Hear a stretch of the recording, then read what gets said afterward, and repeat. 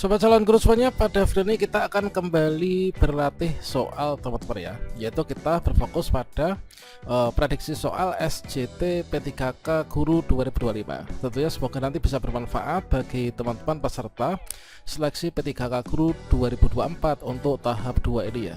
Nah, kira-kira seperti apa sih contohnya soal situasional judgment test kompetensi teknis P3K Guru 2025?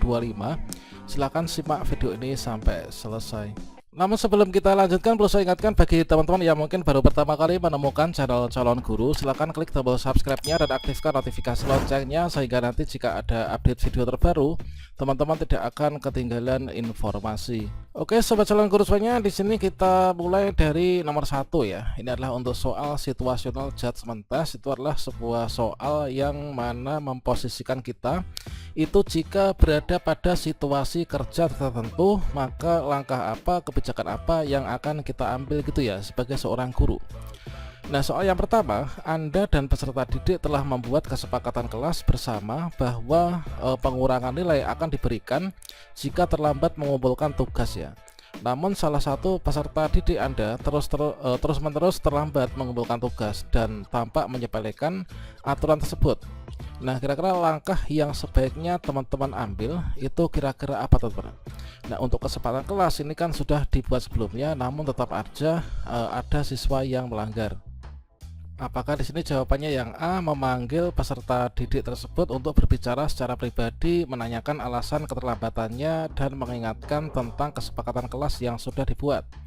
Atau mungkin yang B, yaitu memberikan pengurangan nilai pada tugasnya sesuai aturan yang telah disepakati tanpa memberikan teguran khusus? Atau mungkin yang C, mengumumkan kepada seluruh kelas bahwa konsekuensi keterlambatan akan diterapkan secara tegas mulai sekarang tanpa pengecualian? Atau yang D, mengabaikan keterlambatan peserta didik tersebut agar tidak terjadi konflik dan menjaga suasana kelas tetap kondusif?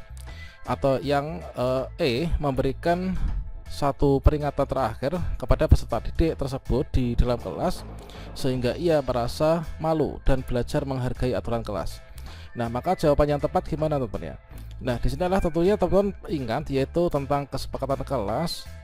Jika siswa melakukan pelanggaran terhadap kesepakatan kelas, maka langkah yang paling tepat untuk diambil itu adalah yang A ya, yaitu memanggil peserta didik tersebut untuk berbicara secara pribadi, menanyakan alasan keterlambatannya dan mengingatkan tentang kesempatan kelas yang sudah dibuat sebelumnya.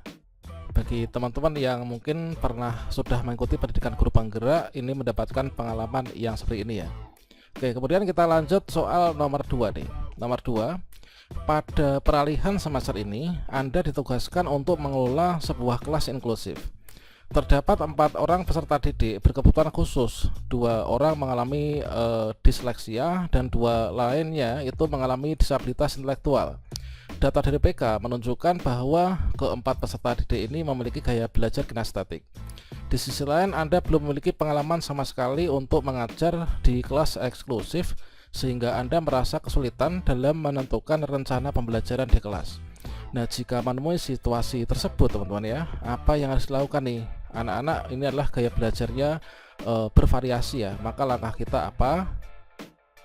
Apakah sebaiknya di sini kita mencoba membuat kegiatan pembelajaran yang tidak terlalu banyak duduk dan memfasilitasi kebutuhan mereka?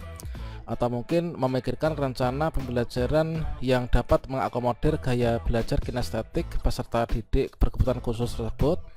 Atau memperkenalkan materi dengan aktivitas yang menggunakan gerakan tangan, kaki, dan tubuh mereka? Atau mungkin menggunakan terlebih dahulu rencana pembelajaran yang sama seperti kelas-kelas di semester sebelumnya? Ataukah yang E, yaitu merencanakan aktivitas belajar di dalam kelompok yang melibatkan gerakan fisik dan praktik langsung? Dan jika kita menemukan kendala seperti ini, maka jawaban yang tepat itulah yang E ya, yaitu merencanakan aktivitas belajar di dalam kelompok yang melibatkan gerakan fisik dan juga praktik langsung. Nantinya kita akan lihat ya untuk hasilnya dan juga pembahasannya dari soal ini. Kemudian kita lanjut ke soal nomor 3 ya. Di tengah pelajaran Anda menyadari bahwa beberapa siswa mulai tidak memperhatikan ya. Salah satu dari mereka sibuk berbicara dengan temannya. Nah, sementara yang lain terlihat asik bermain ponsel. Perilaku ini mulai mengganggu konsentrasi siswa lain dan menghambat proses pembelajaran. Sebagai guru, langkah apa yang akan Anda ambil untuk mengatasi situasi tersebut, teman-teman?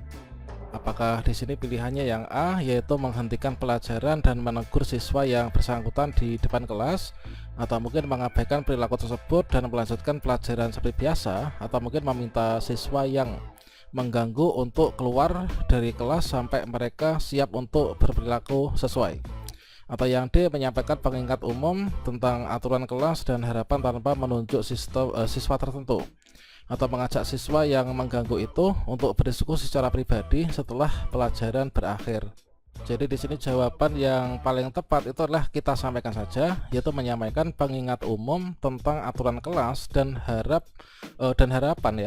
dan aturan kelas tanpa menunjuk siswa tertentu ya. Ini jawabannya adalah yang paling tepat tuh yang D. Kita lanjut soal nomor 4, yaitu dengan berkembangnya teknologi dan kecintaan siswa pada permainan, Anda mempertimbangkan untuk memasukkan elemen-elemen game ke dalam proses pembelajaran Anda. Bagaimana Anda akan mengimplementasikan pendekatan ini untuk meningkatkan keterlibatan dan pemahaman siswa? Nah, jawabannya yang tepat yang mana? Apakah Anda membiarkan siswa memilih game apapun yang mereka sukai dan bermain selama jam pelajaran ini tanpa pedoman? Atau mungkin teman-teman itu mengintegrasikan permainan edukatif yang relevan dengan kurikulum ke dalam pelajaran Anda dan memberikan konteks sebelum mulainya, atau mungkin mengadakan turnamen game di kelas tanpa hubungan dengan materi pelajaran, atau mungkin yang D, Anda memberikan tugas kepada siswa untuk membuat game sederhana dan menggambarkan konsep pelajaran yang diajarkan, atau menggunakan game hanya sebagai reward setelah siswa menyelesaikan pekerjaan mereka tanpa adanya relevansi edukatif. Jadi untuk jawaban yang tepat itulah yang B, tentu ya. Jadi kita tahu nih, anak-anak itu adalah suka bermain game, cinta pada permainan ya. Maka di sini kita fasilitasi ya, yaitu kita integrasikan permainan edukatif yang relevan dengan kurikulum ke dalam pelajaran ya, dan memberikan konteks sebelum memulainya. Jadi kita nanti jelaskan seperti itu. Nah, janganlah di sini kita memberikan tugas untuk membuat game ya. Inilah belum waktunya ya untuk anak-anak itu membuat game. Jadi adalah yang B ya. Kemudian kita lanjutkan. Anda sedang mengajar topik yang cukup menantang dan memperhatikan bahwa sebagian besar siswa tampak enggan untuk berpartisipasi ya. Beberapa siswa tampak bingung, sementara yang lainnya tampak tidak tertarik atau malu untuk mengungkapkan pemikiran mereka. Sebagai guru, kira-kira langkah apa yang diambil untuk meningkatkan partisipasi dan memastikan pemahaman materi? Apakah yang A, yaitu melanjutkan pelajaran seperti biasa dengan asumsi siswa akan mengejar ketertinggalan secara sendiri? Kemudian apakah mengganti topik pembahasan ke materi yang lebih ringan untuk menghibur, atau mungkin memecah kelas menjadi grup-grup kecil dan memberikan tugas diskusi untuk mendorong interaksi, atau mungkin menggunakan metode pengajaran yang berbeda seperti permainan edukasi, kuis, ini untuk membangkitkan minat, atau mungkin memberikan waktu tambahan di akhir kelas untuk siswa yang ingin bertanya atau membahas materi lebih lanjut, teman-teman. Maka jawaban yang paling tepat itu adalah yang C ya, yaitu memecah kelas menjadi grup-grup kecil dan memberikan tugas diskusi untuk mendorong interaksi. Nah, sekarang kita lihat, kita kumpulkan ya. Kita kumpulkan. Ya, kamu berhasil. Kemudian kita lihat hasilnya, dan alhamdulillah hasilnya benar semua, teman-teman ya. Nah, ini kalau misalkan salah, maka teman-teman nanti akan mendapatkan penjelasan dan juga pembahasannya. Nah, bagi teman-teman yang ingin bergabung ke tryout online ini, tutorial cara daftarnya sudah kita sediakan di deskripsi ya. Silahkan nanti tetap simak.